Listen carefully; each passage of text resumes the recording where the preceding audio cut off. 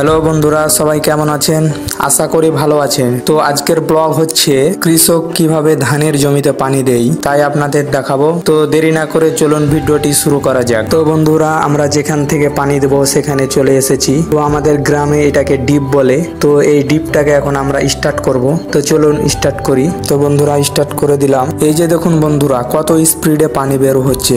এই পানিগুলো এই ড্রেনের মাধ্যমে কিন্তু কৃষকের ধানের জমিতে যাবে। আর দেখুন এই পানিগুলো কত পরিষ্কার। এই পানিগুলো শুধু ধানে নয়, আরো বিভিন্ন দিকে যায়। যেমন আমাদের যতগুলো গ্রামে বাড়ি আছে সব বাড়িতে ট্যাপের মাধ্যমে এই পানিগুলো সরবরাহ করা হয় এবং এই পানিগুলো কিন্তু গোসল এবং খাওয়া ইত্যাদি সমস্ত কাজে ব্যবহার করা হয়। তো কথা না বাড়িয়ে চলুন আমাদের ধানের জমির দিকে যাওয়া যাক, দেখি পানি কত দূর গেল। তো বন্ধুরা, দেখতেই পাচ্ছ এই সেই কৃষক যার ধানের জমিতে আমরা পানি দেব। তো সে আমাকে বলছে ড্রেনের পাশ দিয়ে নাকি পানি বের হচ্ছে। তো আমরা সেখানেই যাচ্ছি, দেখি কোথায় দিয়ে পানি বের হচ্ছে। তো দেখতে পাচ্ছেন ড্রেনের নালা দিয়ে কিন্তু পানি বের হচ্ছে। তো আমাদের ড্রেনের কিন্তু অনেকগুলো নালা আছে, কারণ যার যখন ধানের জমিতে পানির দরকার হয় তখন তারা এই নালাগুলোর মাধ্যমে কিন্তু পানি নিয়ে থাকে। তো আমাদের এই সব নালাগুলোকে বন্ধ করে দিতে হবে। তাই এখন আমরা এই নালাগুলো বন্ধ করে দেব।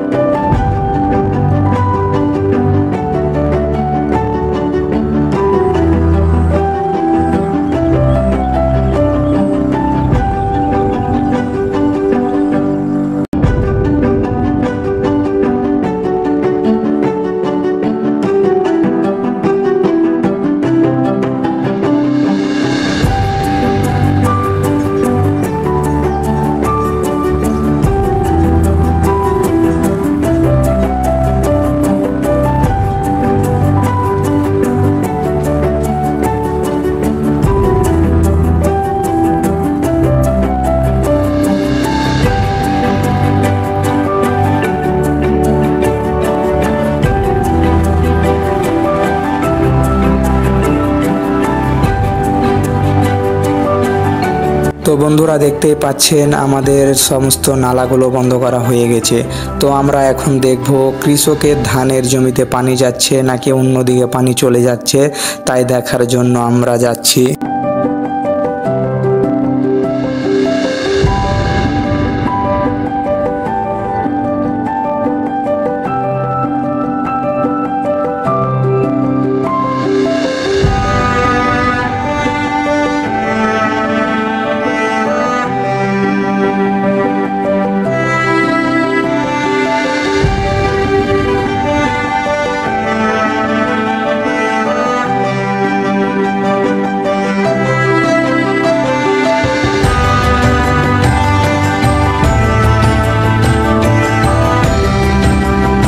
তো বন্ধুরা, আমাদের এই নালাটি বন্ধ থাকার কারণে অন্য একজনের ধানের জমিতে কিন্তু পানি চলে গিয়েছে।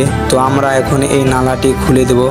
তো নালাটি খুলে দেওয়ার সাথে সাথে কিন্তু পানি যেতে লেগেছে। তো আমরা যেখানে পানি নেব, যে কৃষকের ধানের জমিতে পানি দেবো, সেখানে কিন্তু পানি যাচ্ছে।